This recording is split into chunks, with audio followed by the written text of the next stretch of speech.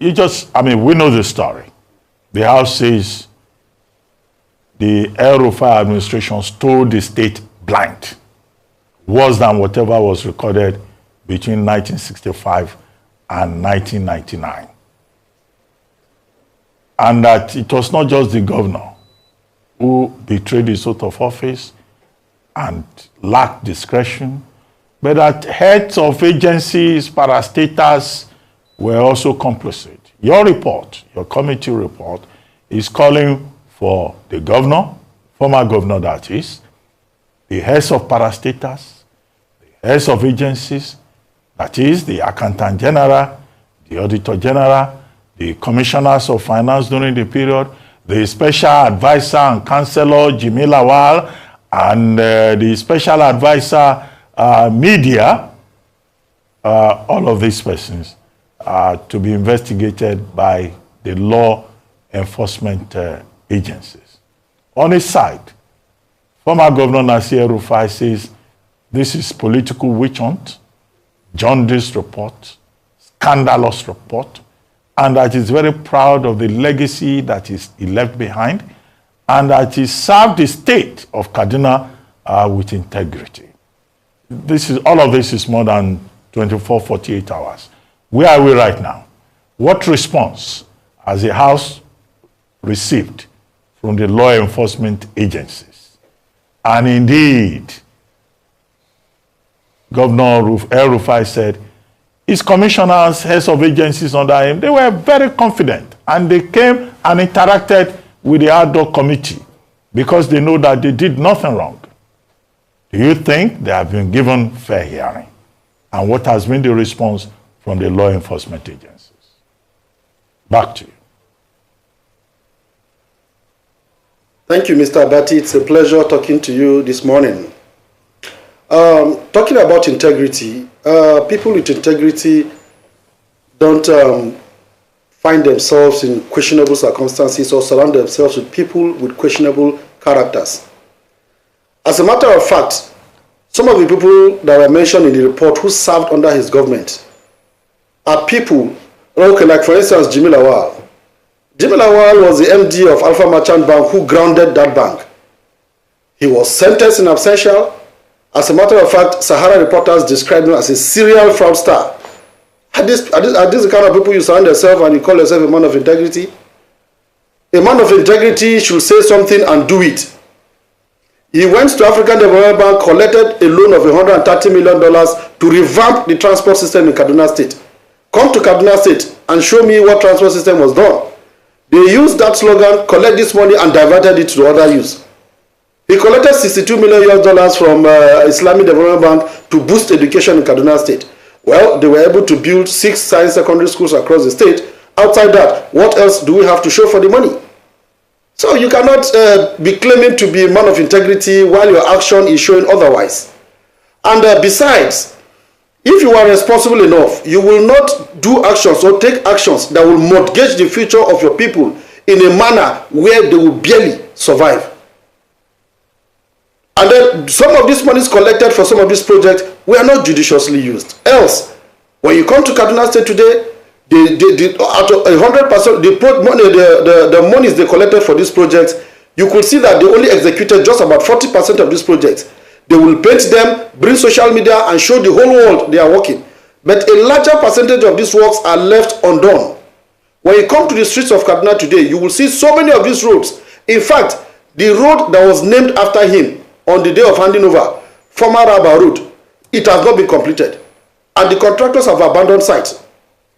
This is one among so many other roads that we have. When you go to Zaria, whenever it rains, there's so much flooding because of these abandoned road projects. When you go to Kafanchan, whenever it rains, people who are using motorcycles keep falling off the road because that road project has been on for 5 years, it has not been completed. Now, where are the monies meant for all these roads? These monies were collected 100%.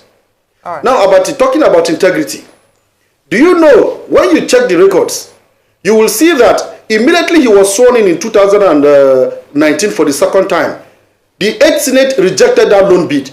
Immediately when he was sworn in May 2019 for his second time in office, he drew down about $170 million from that loan in the World Bank, even before approval came from the National Assembly. Like Peter Obi will say, you can verify that. All right. So men of integrity don't cut corners. All right. You obtain this loan without formal approval, because it was after COVID in 2020, around June, that the president resubmitted the loan bid to the National Assembly. And then it was subsequently approved in 2021. But they have drawn down the money since 2019. So please, this is not a matter of integrity. He is not the man of integrity. These are well-packaged lies and deceit. They sold out to the public to believe what they were doing. But in the real sense of it, they were massively, recklessly misusing our funds. All right. Okay. Now, talking about witch hunt, it is always normal in Nigeria today that when people commit offenses, and when you are trying to ask them to come and account for their actions, they would easily just say it is political witch hunt. Who is witch hunting who? If it were a political witch hunt, the executive governor of Kaduna today is one of the greatest beneficiary of his person. But for the man to say no, this thing is because the scale of the fraud is just too much. It's not something anybody want to keep quiet. As a matter of fact, even if it is your wife that was there before, you will call her to account for whatever they did. Okay, sir. Okay. Please, let her come with you. All right, thank you, Honorable Zachariah. Just wanted to ask you, with just in furtherance of your response to his political witch hunt claim, in the last administration, when he was governor, people would say that the State House of Assembly failed in its duties as well, because you have oversight of the executive to see if projects that were given or awarded were spent according to what was asked for and not misappropriated. Now, post him leaving, we're coming out with these revelations. The Speaker of the House, Honorable Liman, is the second term. He was Speaker in the last administration as well. Why didn't the State House of Assembly begin these investigations or have proper oversight functions over the executive? Let me start with the current speaker was not the speaker then. As a matter of fact, most part of that ninth assembly, he was on suspension. Now, talking about looking into his books, let me tell you two things he did in Kaduna State. When he came on board, Madam Nasir El-Rufai threatened everybody in that state that everybody was so scared of him. If you dare challenge his government, the next thing you will see, bulldozers in front of your house bringing down your property. No one dares to challenge him. So he puts everybody on its toes. And as for members of the State House of Assembly, well, I'm not going to hold brief for them because I was not there. But I will tell you, whenever there is a government in power that are executing projects, you don't begin to question them of anything, because then when he was in office, you could see the contractors on site. Now, problem happened when he left office, all these contractors moved out of sight and disappeared completely. You see, if this had happened during their time, probably they would have been questioning him. But because they were still doing skeletal work, they were still working, you could see activities going on, you will think, okay, it is still work in progress. And of course, you don't get to probe work in progress, except if there's a report coming up. So that was one of the challenges they had. So at that time, they were all watching. And I can tell you, all of them were also, some of them could not even muzzle up the courage to challenge him because of the dire consequences they are going to face. Okay, Honorable Zachariah. Of course, nobody wants his house demolished. Honorable Zachariah, I put it to you that your State House of Assembly is not being fair to El-Rufai. And I'll give you empirical facts. Because if you are going to be fair to El-Rufai, you should also put Governor Uba Sani in this boat with El-Rufai. The 350 million loan that the El-Rufai administration secured after 3 senators from Kaduna opposed the request, Uba Sani was instrumental in securing that loan at the 8th Senate. Yes or no? Yes or no? Is it true or false? Yes. So it is true? It is true. Okay. I'm done with my question. Okay, let me just point out. All right, but to be fair, you need to also allow me to say something on that. Go ahead. Rufai. Yeah. Uba Sani, before these loans will be collected, it has to pass through the National Assembly as prescribed by our laws. Now, when you see how they packaged the projects they packaged for these loans, you will believe it is for the good people of the state. Uba Sani is a senator. He was not in the administration at that time.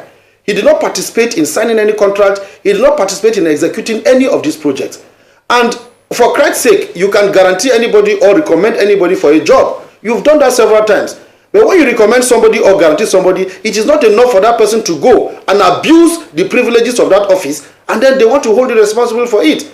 He did that out of goodwill, because if they had completed the whole project they wanted to use this money for, frankly speaking, Kaduna State would have been better off for it. It was the design, they packaged it so well, as if it was for the good of the people of the state. But at the end of the day, they misused the money. That was why in my preambles, I said, the example was that they took $130 million US. Mr. El-Rufai, you can verify that. They took $30 million to revamp transportation system in Kaduna State. Come to Kaduna State today. Nothing about transportation has been done. So it was just a make-believe. It was deceit to get these monies and divert them. So I don't want to, we cannot bring Marah over. And then besides, his signature is not on any of the documents to show that he did any contract or he signed for anything. He is a senator. He did it out of goodwill. So if you permit me, I will say, let us excuse him out of this matter. He did that out of goodwill for the good of the people of the state. But that was abused. Thank you very much. Okay, let's look at all of this. These are allegations. They have not yet been proven. So don't speak as if, Nasir El-Rufai has already been crucified.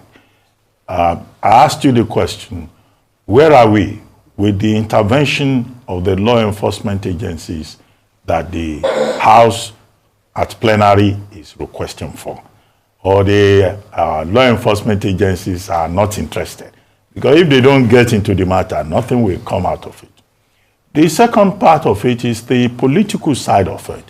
You will recall that Mohammed El-Rufai, I think that's the name of the son of the former governor who is in the House of Representatives. Bello Bashir. Yeah, Bello El-Rufai, yes. Bello El-Rufai. Yeah, he intervened and he said, look, that the Speaker of the House of Assembly is a disappointment, because he could not understand how somebody that his own father and he himself helped to become Speaker of the Kaduna State House of Assembly is the one now setting up an ad hoc committee to label his father. Where are we with that Mohammed Bello El-Rufai factor? And number three, where is the governor in all of this? Because apart from what the ad hoc committee has done, there are political sides to it in terms of all the political connections in Kaduna State. But first, let's start with what the law enforcement agencies are saying, because they can as well just ignore your report and say you have no issue, because they are basically allegations. Thank you, Mr. Abati. Well, we will say they are alleged issues because it is only the competent court of law that can pass judgment on this. But to be fair, Mr. Abati, we have a document, we have the documents of these loans that were collected and the purpose for which they were collected. It is a fact. No bank will give you money like that. You have to state what you use the money for. Now, we are waiting for them to respond to this allegation, so that we will now bring out this document and show the whole world, okay, you collected money for this purpose, why didn't you use it for that purpose? That is just what we are saying. Well, as for the law enforcement agent, unfortunately for us as legislators, our duties is very simple. We have concluded our own part of the story. We don't have the power to prosecute. We have made our recommendations, and then we have asked the clerk of the assembly to forward our recommendations to the executives, and the same day, the reports were equally forwarded to the EFCC and the ICPC. It is left for the people of the state and the people of Nigeria to demand and put pressure on them to do the needful. As for the political side of it, it is because we always think of second term. I want to win elections today, I want to win elections tomorrow. And it is depriving us from doing what it is rightfully to be done. I just told you something, sir. It could be, I don't know how, we voted for the speaker. He sat with us, he requested for our support, and we unanimously supported him to become our speaker. If they say they help him to become speaker, I don't know what they mean by that. But whether they help him or not, whatever that is wrong, irrespective of who is involved. So you cannot see a wrongdoing and you keep quiet in the name of you helped me to become speaker. And besides, the whole idea of this probe did not emanate from the table of the speaker. If you go through the activities of the assembly, It even started from a motion that was moved on the floor of the House. We started it from there. And then the governor unanimously held a town hall meeting in March this year, or precisely 30th March, where he called the stakeholders of the state to explain to them the situation of the state. So it was as a result of that town hall meeting, that was when there was pressure that no, if this is the case, the House of Assembly must look into these books and then call everybody that is involved to come and answer for it. They came. From the documents available, we don't speak from the air. We speak from documents available. They withdrew $30 billion from the account of the state internal revenue, and it was not tied to any project. They unanimously withdrew $1.4 million from the account of the Kaduna state government without anything tied to it. These are monies that were withdrawn and nothing. You will not see it tied down to anything. All right. It is there on the record. Okay. If we wait for them to come up and tell us it is a lie or it is not, then we will bring out those documents and tender it as evidence. When you say that the State House of Assembly is afraid of the governor, that's an indictment. You're afraid of the governor, you cannot ask him questions, you're afraid of your houses being demolished and things like that. Are you saying that the executive is more powerful than the legislature in Kaduna State? Well, that was what happened in the 9th Assembly. This time around, it is a different assembly. And I can bet you we are not scared of anybody. In the 8th Assembly, mark my words. 9th. 8th Assembly first. Yes, just follow my sequence. 3 Kaduna senators opposed the $350 million loan for El-Rufai. In the 9th Assembly, Governor Uba Sani secured the same loan that 3 Kaduna senators opposed in the 8th Assembly. Would you say Governor Uba Sani made an error of judgment? No, I wouldn't say he made an error of judgment. Why? Because three senators opposed that same loan. Then he, in the 9th Assembly, he secured the same loan the 3 senators opposed. Then now, he's now back to say those loans were problematic that he himself helped secure after some senators opposed. And you do not think he did make an error of judgment? Rufai, let us not lay emphasis on Uba Sani. The law said that at least 2 senators. So he alone. Go ahead. I'm listening to you. Rufai Sani, when you say Uba Sani, the law says at least 2 senators out of the 3 should agree. So only him couldn't have assented to that loan. Only him couldn't have done that. They probably were to be 2. And if 2 of them agreed, don't forget, when they refused to, when the 8th Assembly rejected that loan, Madam Nasir El-Rufai made sure that the 2 senators never returned to the chambers. That is the senator representing Zone 1, that is Suleiman Hunkuyi, and then Senator Shehu Sani. He made sure they never returned. He brought his own people to come on board. Now, when they came on board, they helped him to secure the loan. Was Uba Sani, in your lifetime, hang on a minute, was Uba Sani part of his own people he brought on board? Yes or no? In the 8th Assembly, yes. In the 9th Assembly, no. Okay, so Uba Sani was his guy. When he secured the loan, Uba Sani was not part of his government. Okay, so Uba Sani was part of the people that he brought to be able to secure the loan. So he was his guy, so he brought him along. So the same decision that the other senators decided to lose their senatorial position because they know it was a bad judgment was the same decision Uba Sani endorsed. And now Uba Sani is saying that that loan is problematic. Rufai, let me say this. Let me say this, sir. Let me say this clearly. I can't hear. Go ahead. I can hear you. The world can hear you. No, I cannot. Okay. Thank you very much. When you see, like what I said earlier, the 8th Assembly probably have their own reason why they rejected the loan. It could also be political or whatever it is. But when you see the content of this loan, if they had implemented it, it would have boosted the economy of Kaduna State. Let us not forget, In Nigeria today, Lagos State has the highest amount of indebtedness to foreign banks. But you see, the Lagos State converted that loan for the good of the people of Lagos State. Nobody is saying that taking of loan is bad. What we are saying is that the loan was abused. And honestly, Uba Sani can never be responsible for that. So whoever took that loan and abused it should be questioned why he abused the loan. He did it out of goodwill. And as a matter of fact, if Uba Sani does not like the people of Kaduna State, he will even frustrate this probe. He will not even allow this probe to see the light of the day. But because he is equally concerned and worried on the manner with which this loan was used, that is why he told the people of the state, and then this whole probe thing is going on. If he was this guy, as you are putting it, if he was this guy, probably this probe will not even be on ground in the first place. So I want you to even salute him for having the courage to speak out against his former boss. Henry.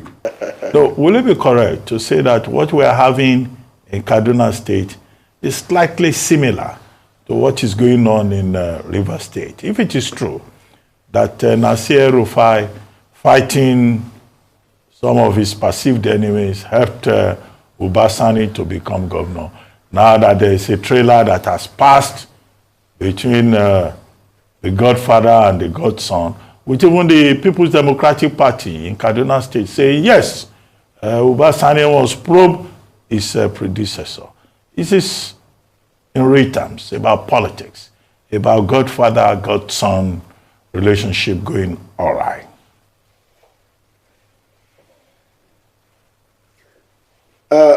What I have to say is that the situation in Kaduna and River State is not similar, in the sense that in River State there is probably an interference by the former governor in the activities of this present government. But as a matter of fact, to be fair to Malam Nasir El-Rufai, since he left office, I don't think there has been any interference in the affairs of this present government, to be fair to him. Malam El-Rufai is not competing with him on anything. The only time we're having this challenge is because, and then to be fair to Malam Nasir El-Rufai, we are not accusing him because you will not see his name or signature on any of the documents they collected this morning.